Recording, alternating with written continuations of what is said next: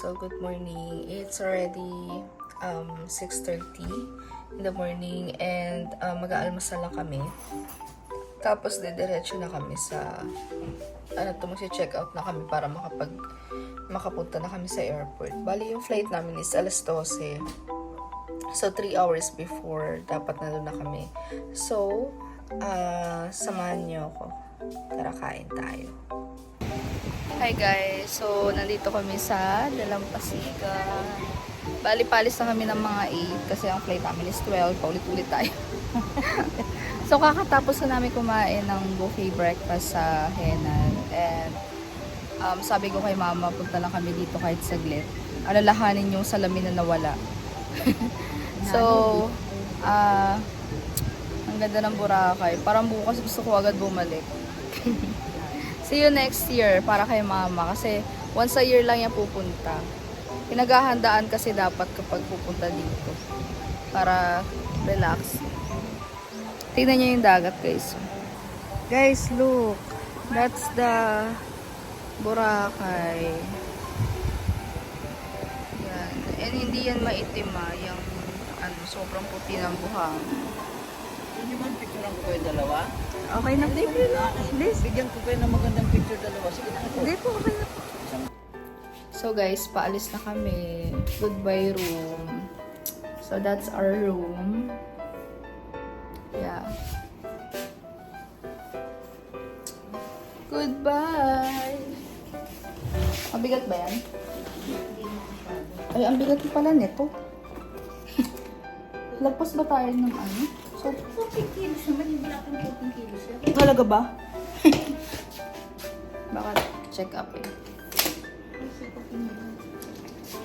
Bagay. Ang bigat. So guys, bye. Maya na lang. Ako yung baka sa metro na tayo magkita. Bye. Bye-bye. Goodbye.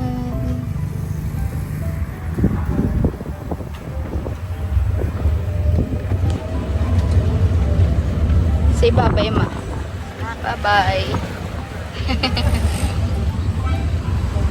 Goodbye, Boracay.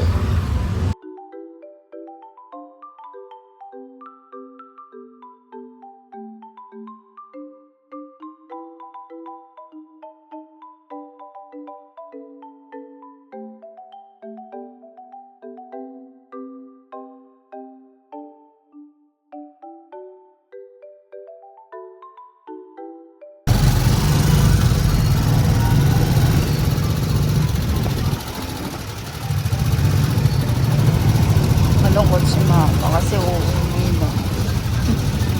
Ayaw pa niya umalis. Okay.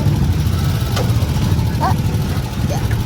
Hi guys, so andito na kami sa kotse. Hindi na ako nakapag-vlog, nalobat ako. Bale, wala namang nangyaring kakaiba.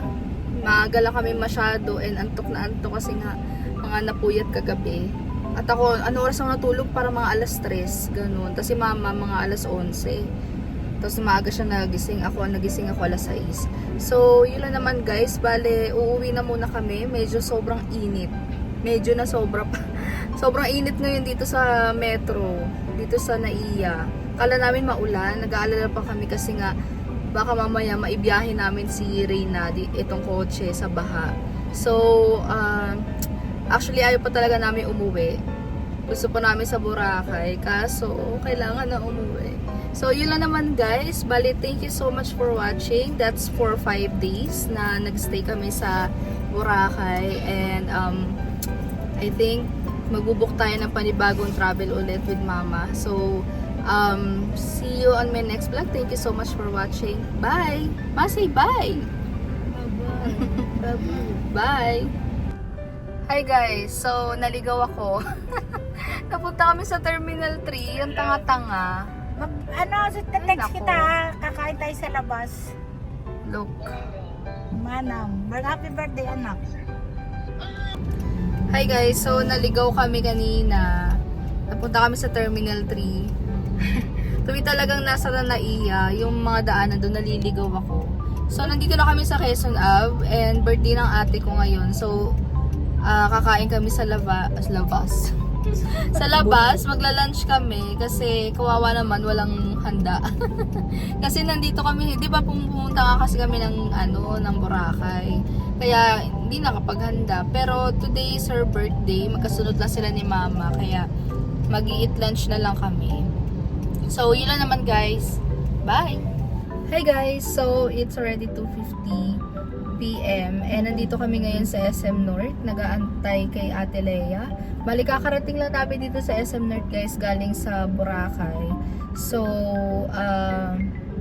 kakain kami dito. Dito kami magla-lunch. Dito kami magse-celebrate ng birthday niya. Kaya, ilan taon na ba siya? 32. 32 na ata yun. Kaya 32 na siya. Bale, wala kasing handa sa bahay. Gawa nga nang wala rin kami doon. Kaya, naisipan na lang namin na instead na bumili ng pagkain or bumili ng mga keme-keme root, kain na lang sa labas para wala ng basura or wala ng hugasan. So, yun lang naman guys. Bale, mag-work muna ako while waiting for her. Doon muna kami sa Starbucks, tatambay. And then, pagdating niya, hindi ko pa sure kung saan kami, sa Tongyang, Vikings, or Manam. Pwede rin sa Manam kasi masarap talaga sa Manam. Pero tingnan na lang natin mamaya kung saan mas better. So, yun lang naman guys. Bale, update ko kayo mamaya.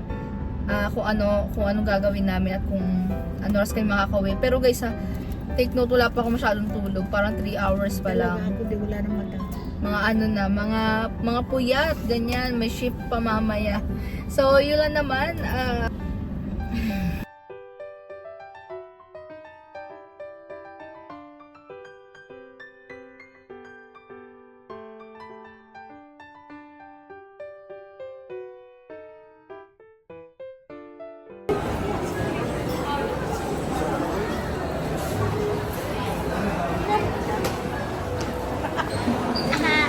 Look my clip. Isang ganda. Ganda tayo. Kaya nga chicken.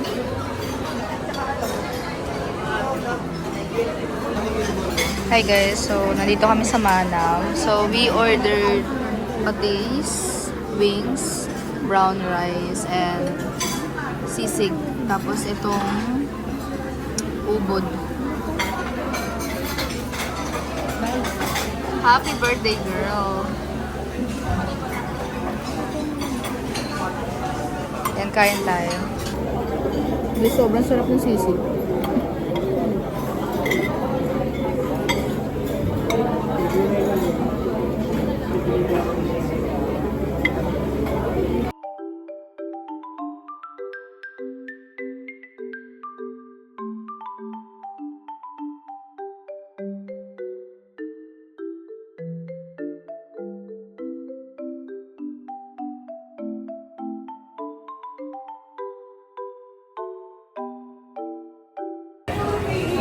Hey guys, binilang ko na siya niyan, hindi niya na kaya maglakad. Isang oras, 150.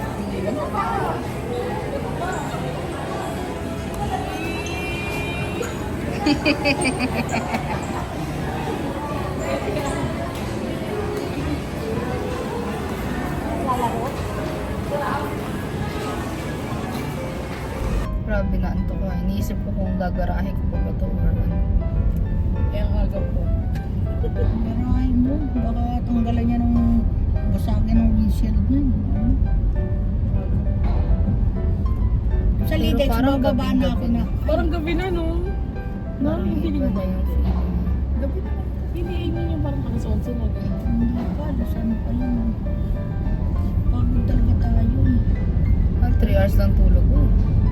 Ang pagod. Hi guys, so good evening. It's already 10:08 and kakarating lang natin dito sa garahe. Hindi na ako nakapag-vlog kanina guys kasi pagod na talaga ako. As in, pagod na kami. Pero inyo ang aga namin nagising. Ako natulog ako alas 3 ng madaling araw. Mga siguro mga 3:30. Tapos nagising ako ng alas 6. Kasi nga kailangan namin mag-breakfast. Kasi nga maaga kaming aalis dun sa Boracay. Maaga kasi, ang flight kasi namin alas 12, diba? So, mga 8 or 8:30 ganun, umalis na kami. So, nag-asikaso pa, ganyan. Ngayon, nakarating kami dito, mga alas 2. Yan na ako sa nasa Quezon Ave na ako sa Skyway. Mga alas 2, ganyan. Tapos sabi ko, naisipan namin, since birthday nga ni ate, kain na lang kami sa labas, mag-lunch na lang. Kesa naman bumili pa nung mga pang keme-keme, yung palabok, mga ganyan, wala namang kakain na iba, wala namang bisita. So sabi namin ni mama, papuntahin na lang namin sa SM North si ate. Ngayon, ang daming ganap, kaso hindi ko na na-capture, pero nag-Starbucks kami kanina kasi habang nag-aantay dun kay ate Leia, and then after nun, di ba dapat magmamanam kami? Nagmanam naman talaga kami, pero nung unang hindi muna kasi kumain nga kami sa Starbucks, medyo hindi pa kami ganun ka gutom. So sayang, hindi mo ma-appreciate yung pagkain kapag busog ka pa. So naglakad-lakad muna kami, ganyan. Hanggang sa nakapunta kami dun sa isang Starbucks ulit, dun sa pangalawang Starbucks. Nag-work muna ako saglit and nag-wait dun sa friend ni ate. Nag-wait kami dun sa friend ni ate. Bale, after nun, nung dumating na before pa dumating yung friend ni ate, nagpagutom muna kami, and then that was the time na nag-decide kami na kumain na kami sa Manam. So, pagdating doon sa Manam, ayun, yung mga katapusan na namin, tsaka dumating yung friend ni ate. And pumunta kami sa Sunny's. Hindi ko na na-capture yun pero pumunta kami sa Sunny's kasi nga, 'di ba, na wala nga yung salamin ni mama na tag 5,000. Ngayon, nagpasukot kami sa Sunny's. Ang nangyari naman, nasa 13,000 pala. Sobrang mahal. So, yung salamin ni mama kasi, sobrang taas na kasi ng grado niya. Tapos may anti-rad pa, may mga ganun. So, a total of 13,000 plus. Sabi ko, ang laki naman. Doon na lang tayo sa sa Quiapo na lang tayo o sa Commonwealth. Ganun. Kaya rin naman kaso kasi yung frame, hindi naman ganun kaganda. Ganun, parang hindi siya ganun kakeme. Kaganda yung itsura niya para sa halaga niya. So, hindi na namin tinuloy. So, bukas, pupunta na lang kami dun sa Quiapo or sa Commonwealth kung saan yung sinasabi ni mama na optical clinic. Doon na lang siya papagawa. So, after nun, wala na kami umuwi na kami ganyan. Tapos si Ate Leia tsaka yung friend niya nagpahilot pa muna bago umuwi. So yun lang naman guys, bali yun yung ganap ngayong birthday niya, nagpa-massage and kumain lang kami sa labas. So wala na ako ibang gagawin, and I don't know kung mag-work pa ako ngayon kasi nga sobrang antok na, sobrang pagod na talaga ako, like kung makikita niyo yung mata ko sobrang nakakapagod na tong araw na to, and antok na talaga ako. Bale, siguro susunod na lang, hindi ko alam kung ano yung mga next na ganap ko, pero God willing, next year meron tayong mga international na biyahe. So yun na naman guys. Bale, thank you so much for watching. Tignan na lang natin kung ano yung mga next na ganap sa buhay, kung makapag-vlog or what. Pero ito pa, every end of the month magiging busy ako. So yun lang naman guys. Thank you so much for watching. See you on my next vlog. Bye!